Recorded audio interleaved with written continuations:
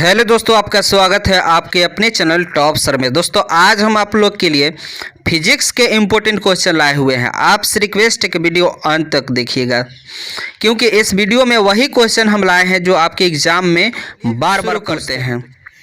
देखिए, उत्तल लेंस द्वारा प्रतिबिंब का बनना। ठीक है दोस्तों, जब वस्तु अनंत पर होगी तब वस्तु का प्रतिबिंब द्वितीय फोकस पर होगा और वो वास्तविक होगा, उल्टा होगा तथा वस्तु से बड़ा बनेगा।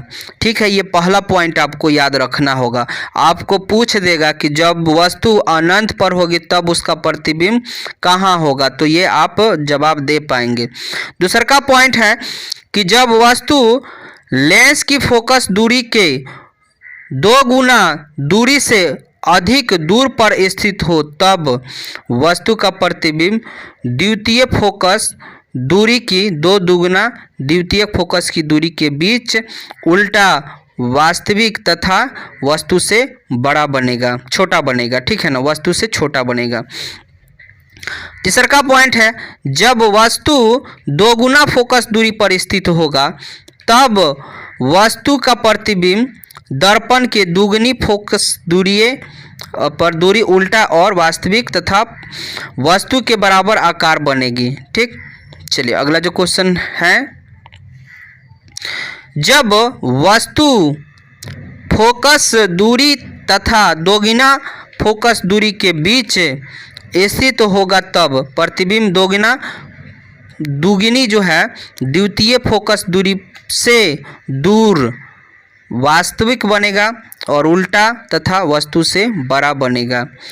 जब वस्तु लेंस के प्रथम मुख्य फोकस पर स्थित होगा तब प्रतिबिंब लेंस की दूसरी तरफ अनंत पर वस्तु से बहुत बड़ा तथा वास्तविक बनेगा। ठीक, चलिए अगला जो पॉइंट है, जब वस्तु लेंस की प्रथम फोकस तथा लेंस के बीच हो तब प्रतिबिंब वस्तु के पीछे लेंस के प्रथम फोकस दूरी तथा दुगनी प्रथम फोकस के बीच सीधा आभासी तथा वस्तु से बड़ा बनेगा। ठीक, चलिए अगला जो क्वेश्चन है, अपवर्तन के 2 नियम हैं। तो देखिए, आपतित किरण, अपवर्तित किरण तथा आपतन बिंदु पर खींचा गया अभिलंब तीनों एक ही तल में होता है। उसके बाद है कि इन्हीं 2 माध्यमों के बीच अपवर्तनांक में एक रंग का प्रकाश के एक आपतन कोण की ज्या तथा अपवर्तन कोण की ज्या परस्पर समानुपाती होता है। इसी को स्नेल के नियम भी कहा जाता है।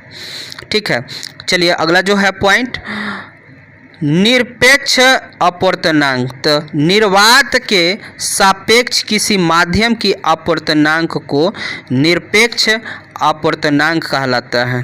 ठीक है, चलिए अगला जो क्वेश्चन है, एक माध्यम के सापेक्ष दूसरे माध्यम का अपवर्तनांक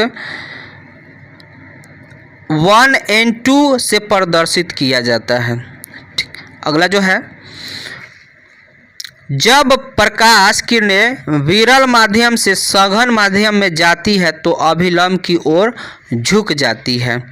चलिए अगला जो है, पूछ सकता है, जब प्रकाश किरण सघन माध्यम से विरल माध्यम में जाती है तो क्या होगा, तो अभिलंब से दूर हट जाती है।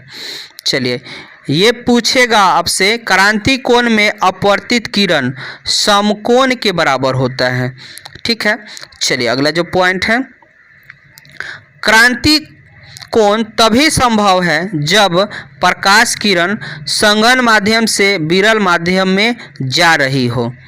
चलिए अगला जो है, पूर्ण आंतरिक परिवर्तन में प्रकाश किरण जिस माध्यम से आती है उसी माध्यम में लौट जाती है। पूर्ण आंतरिक तभी संभव है जब आपतित किरण का मान क्रांतिक कोण से बड़ा हो तथा प्रकाश किरण सघन माध्यम से विरल माध्यम में जाए। चलिए अगला जो है, कांच में पड़ी दरार पूर्ण आंतरिक परिवर्तन के कारण जो है चमकता है। पूछ सकता है कांच की दरार क्यों सब चमकता है, तो पूर्ण क्रांतिक परिवर्तन के कारण चमकता है। चलिए, हीरे पूर्ण आंतरिक परिवर्तन के कारण चमकता है। तो ये आपसे पूछ सकता है कि हीरा क्यों चमकता है, तो आपको बताना होगा पूर्ण आंतरिक परिवर्तन के कारण। चलिए आगे देखें। रेगिस्तान की मरीचिक तथा ठंडे प्रदेशों की मरीचिक पूर्ण आंतरिक परिवर्तन के कारण संभव होता है। दोस्तों मरीचिकी समझ लीजिए, आप कहीं जा रहे हैं, रोडों पे देखिएगा कि वहाँ पानी है, दूर आपको लगेगा कि पानी है, लेकिन जैसे ही आप वहाँ जाइएगा तो वहाँ पानी नहीं, फिर आगे देखिएगा तो आपको लगेगा कि वहाँ पानी है। तो ऐसे को हम लोग मरीचिके कहते हैं, ठीक है ना। चलिए अगला जो है, एक विशेष आपतन कोण के लिए प्रिज्म का विचलन कोण न्यूनतम हो जाता है, जिसे अल्पम विचलन कोण कहते हैं। ठीक, चलिए अगला जो क्वेश्चन है, प्रिज्म पारदर्शी कांच से बना होता है जो सफ़ेद प्रकाश को उनसे अवय में, मतलब कहने का मतलब है कि प्रिज्म एक पारदर्शी कांच का बना होता है, जो इससे प्रकाश गुजरता है तो वो 7 रंगों में बट जाता है। ठीक, चलिए अगला जो क्वेश्चन है, प्रिज्म द्वारा विक्षेपित रंगों की सही क्रम याद करने के लिए विगगैयोर का प्रयोग किया जाता है। मतलब आपको बताना होगा कि पहले जो है कौन सा है, सबसे नीचे में कौन सा है और सबसे ऊपर में। तो मेन जो है वायलेट और ये रेड, दुइगो का बात किया जाता है। ठीक, लाल रंग का तरंगदैर्घ्य सबसे अधिक होता है तथा बैगनी रंग का तरंगदैर्घ्य सबसे कम होता है, और लाल रंग के प्रकीर्णन सबसे कम होता है, इसलिए खतरे का निशान जो है लाल रंग का होता है ताकि ये दूर तक दिखाई दे। चलिए आगे देखिए, बैगनी रंग के प्रकाश का प्रकीर्णन सबसे अधिक होता है, इसलिए आकाश का रंग नीला दिखाई देता है, क्योंकि बैगनी रंग चारों ओर फैल जाता है। प्रिज्म द्वारा वर्ण विक्षेपण की घटना इसलिए होती है क्योंकि कांच का अपवर्तनांक अलग अलग रंगों के लिए अलग अलग होती है। ठीक, अगला जो पॉइंट है, कांच का अपवर्तनांक लाल रंग के प्रकाश के लिए सबसे कम होता है, इसलिए लाल रंग का प्रकाश सबसे कम विचलित होता है। चलिए अगला जो है पॉइंट, कांच का अपवर्तनांक बैगनी रंग के प्रकाश के लिए सबसे अधिक होता है, इसलिए बैगनी रंग का प्रकाश सबसे अधिक विचलित होता है। अगला पॉइंट जो है, जब प्रकाश किसी माध्यम से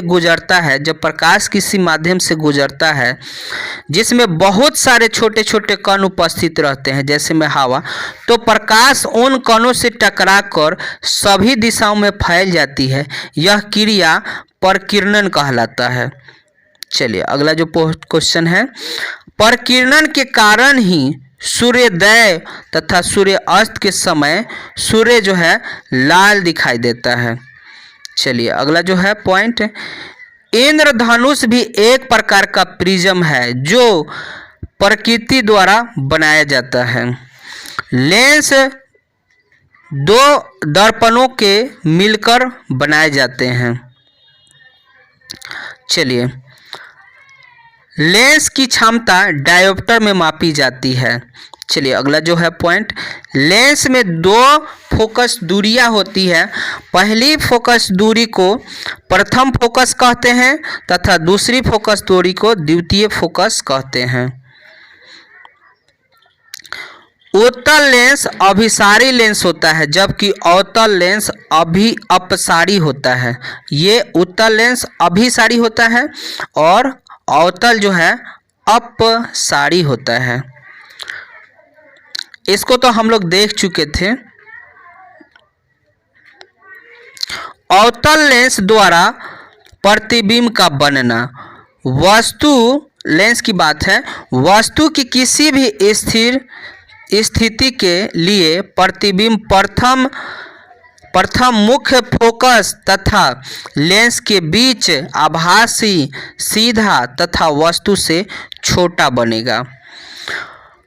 लेंस की फोकस दूरी लेंस से वस्तु की दूरी तथा लेंस से प्रतिबिंब की दूरी के बीच के संबंध बताता है।